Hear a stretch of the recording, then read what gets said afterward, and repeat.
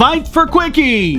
One of the most ridiculous Supreme Court rulings was 1917's Arver v. United States, also known as Selective draft law cases. This is the decision that upheld military conscription and the Selective Service Act. They relied on a number of Civil War precedents upholding the draft so that the Union could fight the South.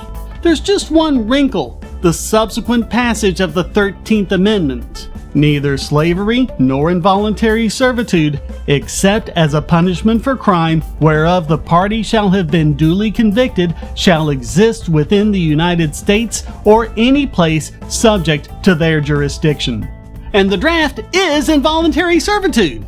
But hey, it was 1917 and there was another war to fight. So what's a corrupt Supreme Court to do? Here's the totality of what they had to say about the 13th Amendment. Finally, as we are unable to conceive upon what theory the exaction by government from the citizen of the performance of his supreme and noble duty of contributing to the defense of the rights and honor of the nation, as the result of a war declared by the great representative body of the people, can be said to be the imposition of involuntary servitude in violation of the prohibitions of the 13th Amendment, we are constrained to the conclusion that the contention to that effect is refuted by its mere statement.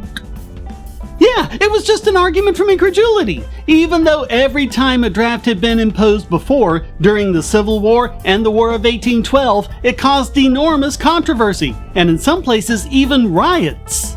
By the way, the whole case read like that: rambling, incoherent, and full of almost religious zeal for the state. And they behaved that way too. When one of the defendants in oral arguments had said that the American people hadn't approved of the war they were being drafted to fight, Chief Justice Edward D. White shut him down, saying it was, quote, a very unpatriotic statement. By the way, the decision was unanimous. Of course, this was the same court that ruled that income tax wasn't a direct tax. That should tell you everything you need to know about them.